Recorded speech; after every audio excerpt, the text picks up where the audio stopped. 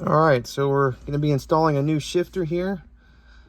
I don't really know what shifter this is. It works pretty good. It's not bad. But I made my own type of shifter. I got the Hinson Motorsports paired up with the Hurst shifter stick. So that's the thing that's different. So we'll see how that works.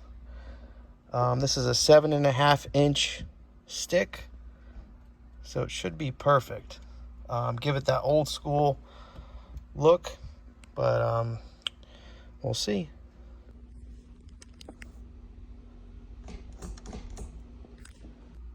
I also ended up getting a new retainer boot clip here.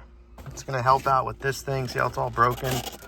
Just looks like shit. So we'll fix that, and this Firehawk will be as good as new. All right, so got pretty far.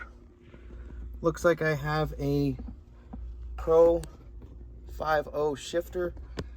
I didn't even know that. So we're gonna just take this sucker out here, clean it up, and throw in some more goodies. All right, so it's somewhat pretty clean. I basically have a brand new brass isolator cup. And if you don't know what this is, it's basically this part in here, this isolator cup. It helps make the shifts feel more positive, more firm. You'll get more vibration out of it, but you know what?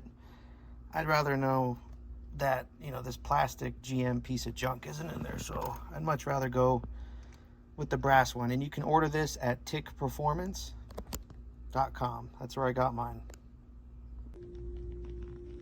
Wow, that looks great. Brand new Bronze Isolator Cup.